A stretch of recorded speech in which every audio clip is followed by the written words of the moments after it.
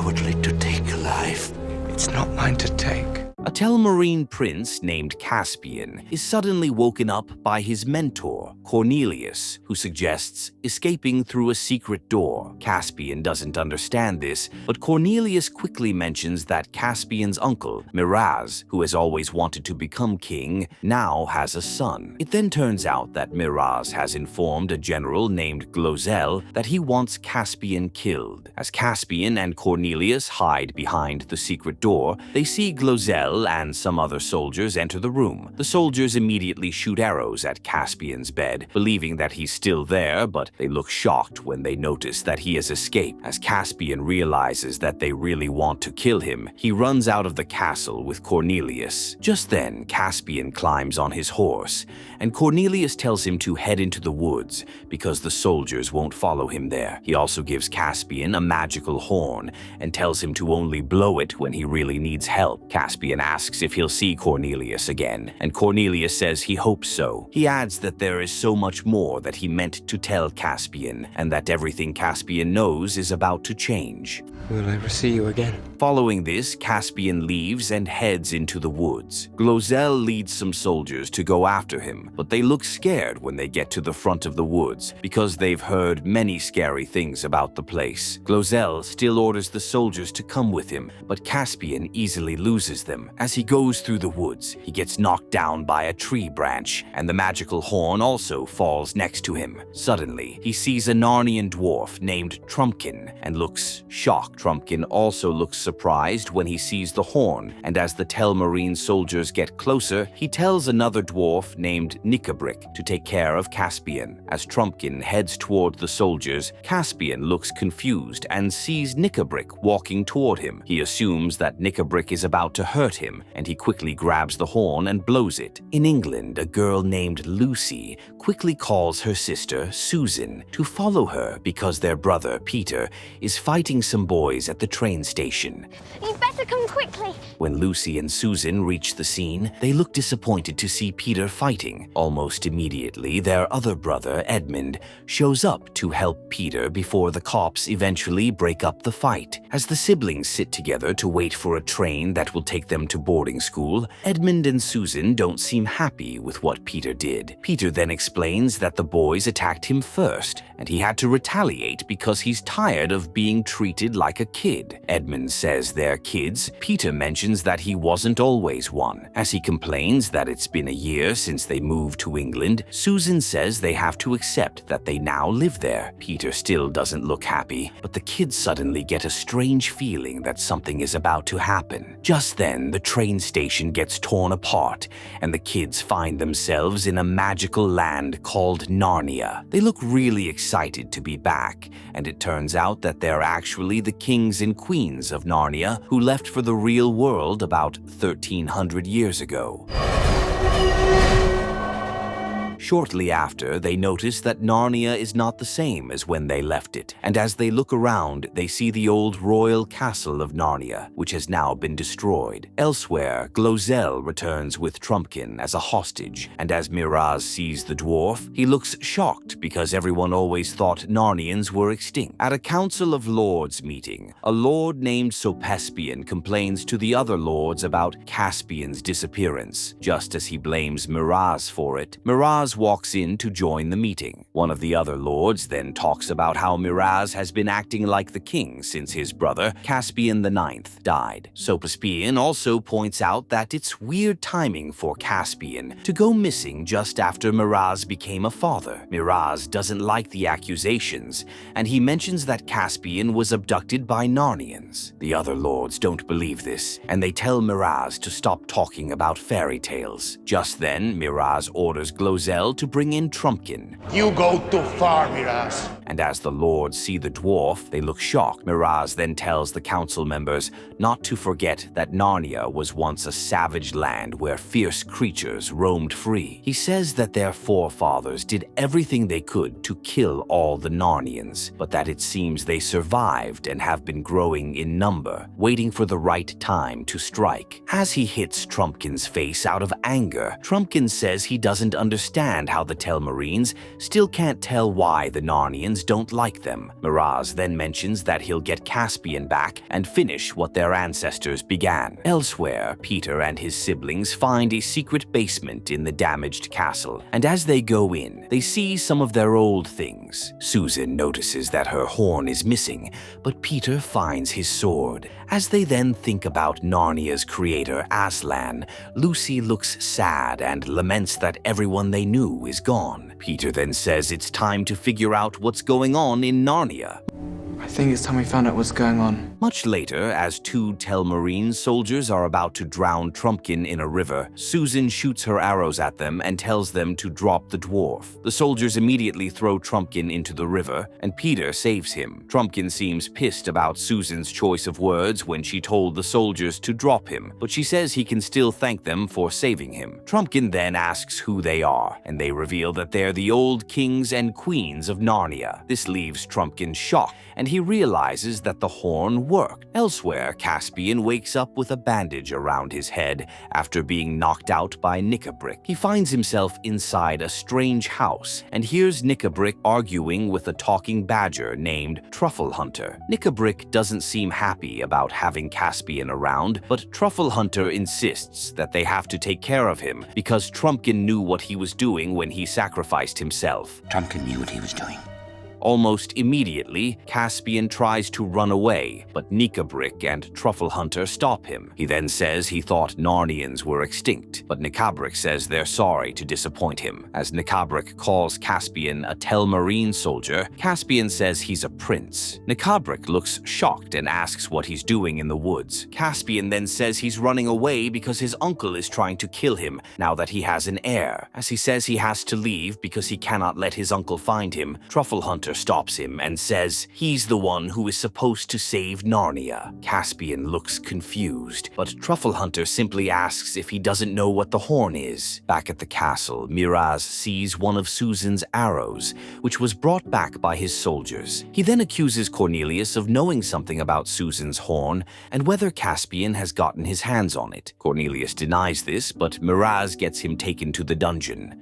What do you know of Queen Susan's horn? Soapspian looks shocked when he sees this, and he asks Glozell if anyone is even safe in the kingdom. Glozell tells him to stop asking dangerous questions, but Soapspian insists that these are dangerous times, and people have to choose their friends carefully. Just then, Soapspian heads in to meet Miraz, who asks how soon a bridge can be constructed over a river to make it easier for his troops to attack the Narnians. Soapspian says he could use some extra hands to make the work faster, and Miraz tells Glozell to send some soldiers to work on the bridge. Meanwhile, Trumpkin tries to lead the old kings and queens back to meet the Narnians. On the way, Lucy complains that the trees are no longer dancing like they used to. Trumpkin then talks about how the Telmarines invaded Narnia not long after the old kings and queens left. Lucy asks about Aslan, and Trumpkin says he abandoned them just like Lucy and her siblings. Peter says they didn't mean to leave, but Trumpkin says it doesn't make a difference now. Peter then tells Trumpkin that it will mean something when they meet the Narnians.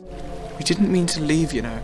After they stop on land, Lucy sees a bear and tries to go toward it. However, as the bear nearly attacks her, Trumpkin shoots it down with an arrow. Lucy and her siblings look shocked because animals used to be friendly in Narnia, but Trumpkin says most of the ones left are just like that. He adds that Narnia is now more of a savage land, and it's not the same as when the kings and queens were still around. Elsewhere, Caspian decides to find the other Narnians, but Truffle Hunter tries to convince him to wait for the kings and queens. Caspian says he can't wait, and Truffle Hunter talks about how difficult it will be to convince the Minotaurs to fight for him. Caspian looks shocked and asks if they're real, and Truffle Hunter confirms this. As Caspian asks about Aslan, Truffle Hunter looks shocked, and Nickabrick asks how he knows so much about them. Caspian says his mentor told him lots of stories, and Truffle Hunter suddenly smells the presence of other humans in the woods. Human. As some soldiers attack them, Caspian quickly runs away with Knickerbrick and Truffle Hunter. Before they can get too far, they see the soldiers getting killed one by one. Caspian looks shocked because he cannot see the killer, but a mouse named Reepicheep shows up and knocks him down. Reepicheep assumes that Caspian is a Telmarine soldier, but Truffle Hunter mentions that he's the one who blew the horn. Reepicheep looks shocked, and a centaur named Glenstorm shows up with some other Narnians and says that Caspian is the reason they're all gathered. Meanwhile, Peter insists on leading his siblings through the woods, even though Trumpkin implies that the way is now different. Just as they reach the end of a cliff, Peter realizes that Trumpkin was right, and as they consider taking another route, Lucy sees Aslan before he suddenly disappears. As she tells her siblings, they don't believe her because they would have all seen Aslan if he was really there. Lucy looks sad because she believes Aslan was showing them where to go, but Peter insists that she probably saw something else. Sure, there are any number of lions in this wood. Shortly after, they see Miraz's men working on the bridge, and they quickly hide behind some logs of wood. Since they won't be able to get past the river without being seen, they decide to take the route that Lucy said Aslan was trying to show them. This happens to be the right way, and they eventually stop to rest for the night. Elsewhere, Caspian meets the Narnians and tries to convince them to fight with him. The Narnians don't agree at first because they can't forget everything the Telmarines did to them, but as Caspian says he'll fight to get back what belongs to them, Glenstorm supports him and pledges his loyalty to the prince. All the other Narnians also agree to fight with Caspian, and he says they need to find weapons before Miraz's soldiers attack them. Elsewhere, Lucy has a dream in which she sees Aslan in the woods. She looks happy and asks why he hasn't come to help them, but Aslan says things never happen the same way twice.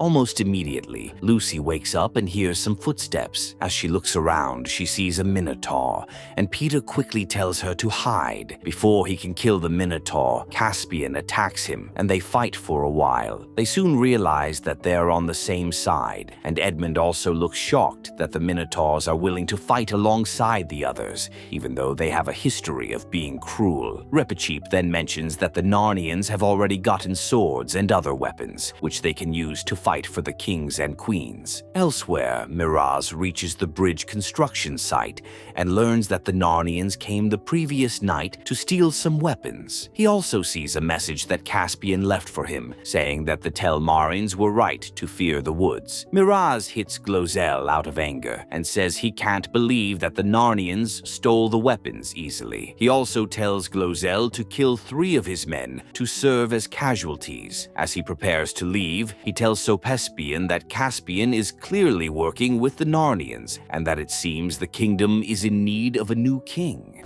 It seems Narnia is in need of a new king.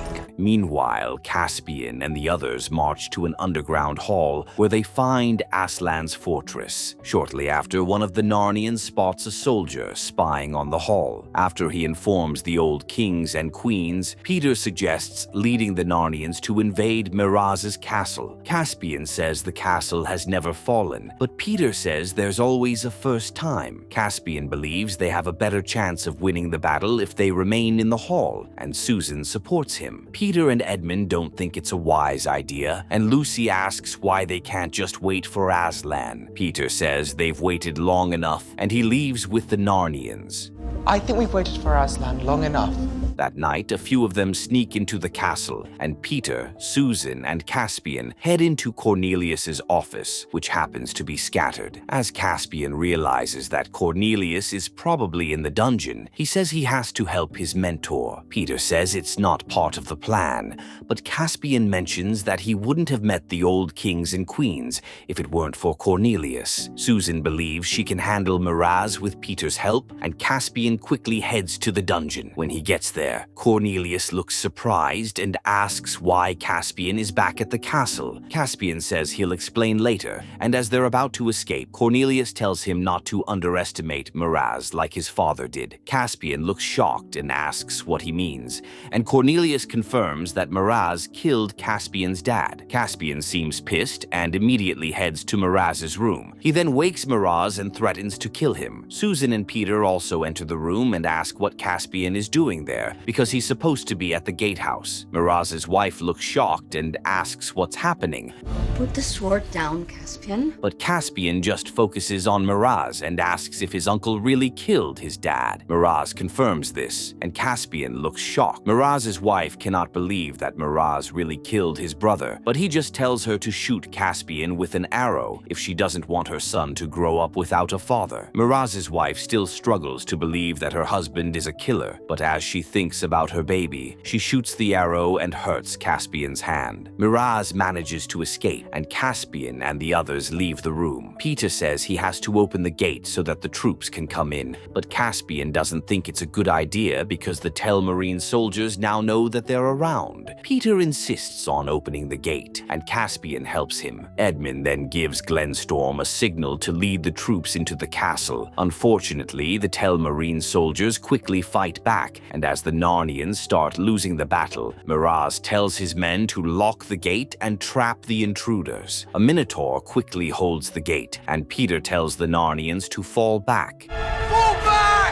As they do this, Caspian looks at his uncle before escaping with Cornelius. Almost immediately, Miraz shoots down the Minotaur, and Peter looks shocked when he sees the creatures still inside the premises. Unfortunately, there's nothing he can do, and Miraz orders his soldiers to kill all the trapped Narnians. When Peter and the others return to the hall, Lucy notices that many of the Narnians aren't with them. She asks what happened, and Peter tells her to ask Caspian. Caspian seems pissed that Peter is trying to blame him for what happened, and as they're about to fight, Edmund stops them and mentions that Trumpkin is hurt. Lucy looks worried because Trumpkin is her friend, and she quickly uses her healing potion to revive him. Elsewhere, Miraz is crowned the new king at the castle, and all the lords agree to fight for him. Shortly after, while Caspian is thinking about what happened at the castle, Nicabrick offers to give him another chance to take revenge on his uncle, since the old kings and queens have failed him. Caspian seems interested in this. You want your uncle's blood?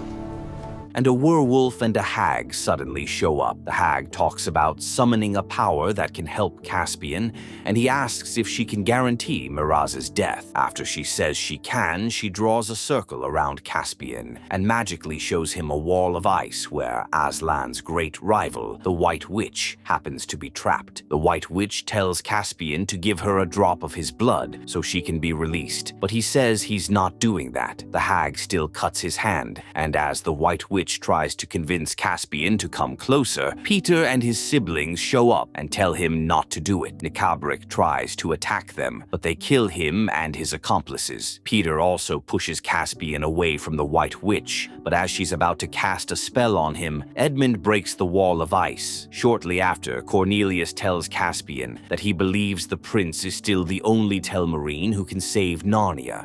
You have a chance. Peter also tells Lucy that she's lucky to have seen Aslan. He says he wishes Aslan could just give him some sort of proof, but Lucy mentions that they're the ones who have to prove themselves to him. Almost immediately, Edmund calls Peter to come outside because Miraz and his large army have arrived. Peter looks worried and suggests sending Lucy into the woods to find Aslan. Trumpkin thinks it's a bad idea, but Peter and Edmund believe it's the only way to stop Miraz. Susan also offers to follow Lucy, and Peter tells the others that they need to hold off Miraz before Lucy returns. Caspian says he has an idea, and after he shares it, Peter sends Edmund to deliver a letter to Miraz, challenging him to single combat. Miraz finds this funny because he has enough men to wipe out the Narnians, but Edmund implies that he's refusing because he's scared. As Caspian and Glozell also suggest that Miraz can avoid the fight, he seems pissed and says he'll fight Peter because he's not scared.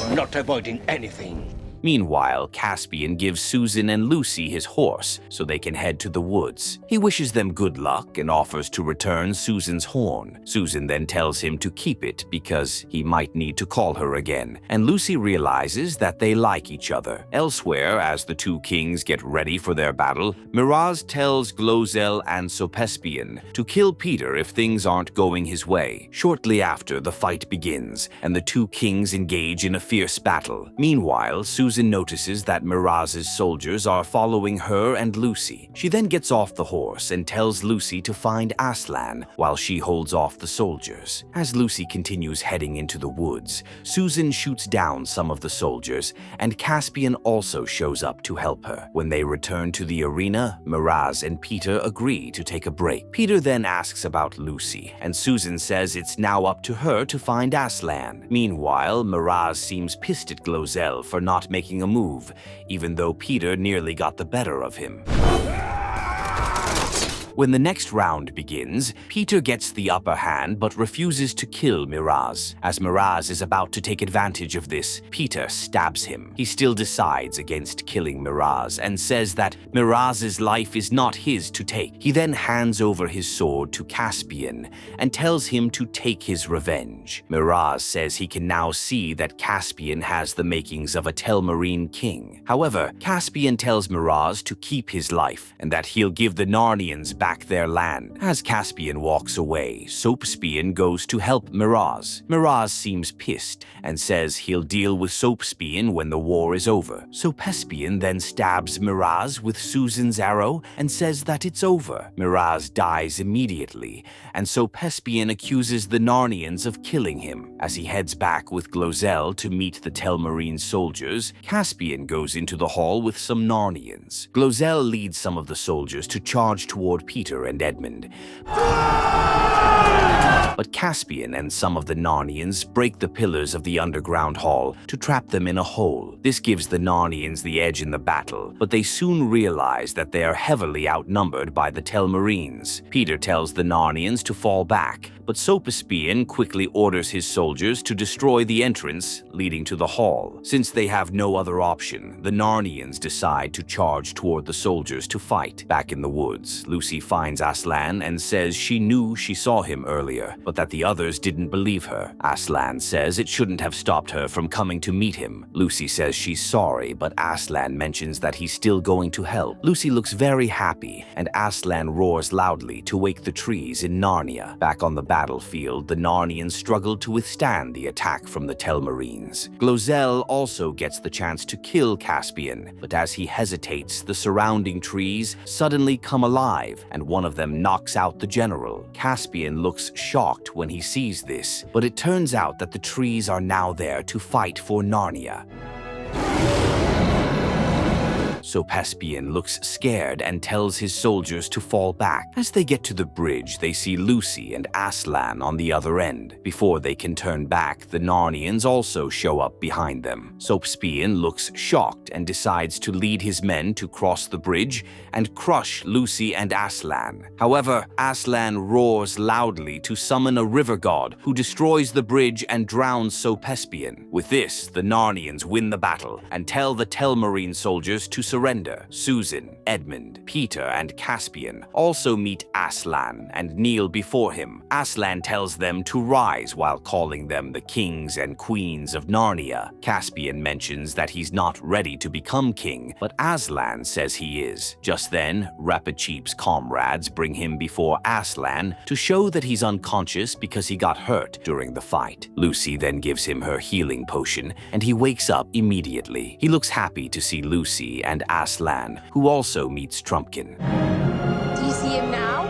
Shortly after, the kings and queens return to the castle, and they are welcomed in by the Telmarines. The next day, Aslan tells Caspian to gather all the Telmarines outside the castle. After Caspian does this, he tells the Telmarines that Narnia belongs to the Narnians, just like it does to man. He adds that the Telmarines are welcome to stay in Narnia, but that for anyone who would like to go elsewhere, Aslan will take them to the home of their forefathers. One of the lords mentions that they haven't been to Telmar in years, but Aslan says the home of their forefathers isn't Telmar. He adds that he'll take anyone interested to the world where the old kings and queens came from. He says it's the home of their forefathers, and it's a good place for anyone who wants to start a new life. It is a good place for any who wish to make a new start. Almost immediately, Glozell offers to go, and Miraz's wife and another lord decide to join him. Aslan then says that because Glozell Glozell spoke first, his future will be good in the new world. Glozell thanks Aslan for this, and almost immediately, a portal appears in front of them. As Glozell and the others go through the portal, they disappear, and some of the Telmarines look shocked and assume that Aslan killed them. Repicheep offers to go through the portal with 11 mice to show that it's harmless, but Peter says that he and his siblings will go. Edmund asks if he's serious, and Peter says that their time in Narnia is up. He also gives his sword to Caspian and says that they're not really needed anymore. Caspian says he'll keep the sword until Peter returns, but Susan says they won't be back. Caspian looks shocked, and Lucy asks if they're really not coming back. Peter then says that, according to Aslan, Lucy and Edmund will still be able to return. Lucy asks if Peter and Susan did something wrong, but Aslan says they have learned all they can from Narnia. He adds that it's time for Peter and Susan to live in their own world. Lucy doesn't look happy, and Peter consoles her. Your brother and sister have learned what they can. He also mentions that even though this is not how he thought things would be, it's still all right. He adds that Lucy will understand one day when it's her turn to leave Narnia for good. Following this, the siblings say goodbye to the Narnians, and Susan tells Caspian that she's glad she came back. Caspian says he wishes they had more time together, but Susan mentions that their relationship wouldn't have worked anyway. Caspian asks why, and Susan says she's 1,300 years old. Before she leaves, though, she hugs Caspian and expresses her love for him. After this, Susan and her siblings go through the portal and return to the train station in England. The siblings look pleased to be back, and as a train arrives, they go in and head to boarding school with smiles on their faces. Aren't you coming, Phyllis? After Caspian learns that his uncle wants to kill him, he escapes into the woods for safety. There, he unexpectedly encounters some Narnians and realizes that they're not extinct, even though that's what the Telmarines have been made to believe. Since he's still not sure if the Narnians are good or evil, he blows a horn to summon the old kings and queens of Narnia, who realize that things are now different in the magical kingdom. Despite this, they team up with Caspian and the Narnians to summon Aslan and save their kingdom from Miraz and Caspian.